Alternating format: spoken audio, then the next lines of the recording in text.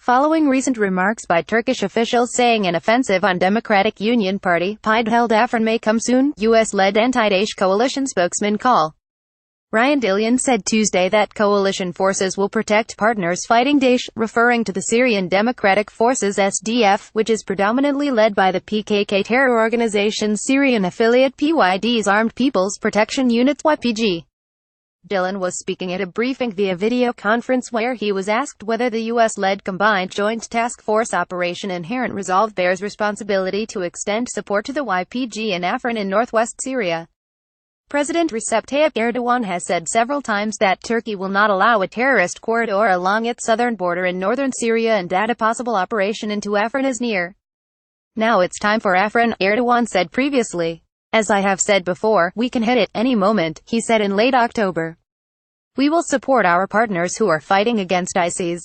I think we've shown once in the past that with the element who were working out of Altam who did not want to fight ISIS and had other endeavors, Dillon said, using another acronym for Daesh. However, he made an exception: if you're not fighting ISIS, and you're not working towards the same mission that we are, then you don't get that support. Referring to the Syrian opposition group Al-Shuhaq, which did not want to fight Daesh, Dillon said we cut our ties with them because that's what they wanted to pursue and then they were not going to be supported by the coalition any further. He added that he was not aware of any Turkish deployment near Afrin for a possible operation on PYD-held Afrin. Turkey's military began setting up observation posts in Idlib this month under a deal with Russia and are on to reduce clashes between opposition groups in the regime by establishing de-escalation zones. But the deployment was also seen as partly aimed at containing the YPG militia in the bordering Afrin region. Washington's support for the PYD and YPG has angered Ankara, which says one terrorist group cannot be eliminated by another, criticizing the U.S. administration's military support of the group, arguing that the arms given to the YPG ultimately ends up in the hands of PKK terrorists and are used against Turkey. As an alternative, Ankara says the fight against Daesh should be carried out with local forces backed by countries in the region and the demographic sensitivities of the region should be kept in mind.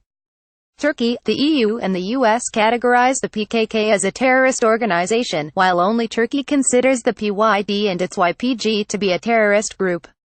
Washington's rejection of ties between the PKK and YPG was recently obfuscated by the PYD, as the group said imprisoned PKK leader Abdullah Öcalan is the ideological leader of the YPG and without him, the group would not be what it is today after declaring victory against Daesh in Raqqa via video.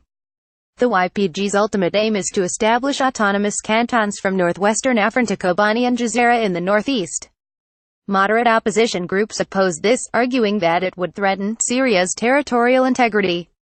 After a series of attacks by Daesh from Syria, Turkey launched Operation Euphrates Shield on August 24, 2016, following the failed July 15 coup attempt, clearing several Syrian towns along the border with Turkey from Daesh terrorists, including Jarablus, Al-Ray, Dabuk and Al-Bab. The operation was completed last March.